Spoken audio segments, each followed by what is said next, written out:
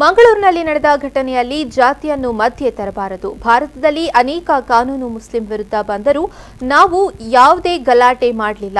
ತ್ರಿವಳಿ ತಲಾಕ್ ಬಾಬರಿ ಮಸೀದಿ ತೀರ್ಪು ಬಂದಾಗಲೂ ನಾವು ಗಲಭೆ ಮಾಡಿಲ್ಲ ಎಂದು ಮಾಜಿ ಶಾಸಕ ಮೊಯ್ದೀನ್ ಭಾವ ಹೇಳಿದರು. ಅವರು ಮಂಗಳೂರಿನಲ್ಲಿ ಸುದ್ದಿಗೋಷ್ಠಿ ನಡೆಸಿ ಮಾತನಾಡಿದರು. ಇಲ್ಲಿಯೇ ಹುಟ್ಟಿದ ಮುಸ್ಲಿಮರ ವಿರುದ್ಧ ಕಾನೂನು ಬಂದರೆ ನಮ್ಮ ವಿರೋಧ ಇದೆ. ಇದರ ಬಗ್ಗೆ ಹೋರಾಟ ಮಾಡುವುದು ನಮ್ಮ ಧರ್ಮ, ಅದನ್ನು ಕುರಾನ್ ಹೇಳಿದೆ.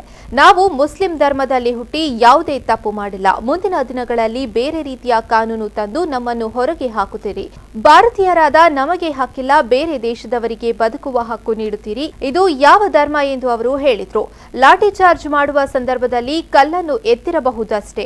ಅಲ್ಲಿದ್ದ ಎಲ್ಲರನ್ನೂ ಪೊಲೀಸ್ನವರು ಬಂಧಿಸಬಹುದಿತ್ತು.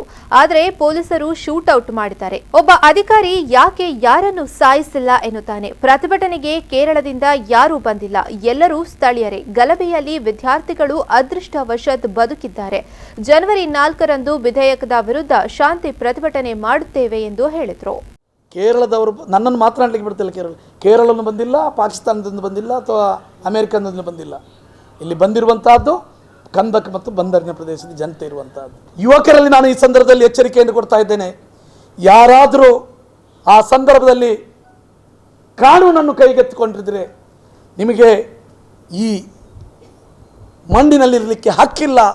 ತಾವಂಥವ್ರು ಯಾರು ಈ ಒಂದು ಮೆರವಣಿಗೆಯಲ್ಲಿ, ಈ ಒಂದು ಶಾಂತಿ ವ್ಯವಸ್ಥೆಯಲ್ಲಿ ಭಾಗವಹಿಸಬೇಡಿ ಅಂತ ಹೇಳುವಂಥ ಮಾತನ್ನು ಈ ಸಂದರ್ಭದಲ್ಲಿ ನಾನು ಕೇಳಿಕೊಳ್ತಾ ಇದ್ದೇನೆ.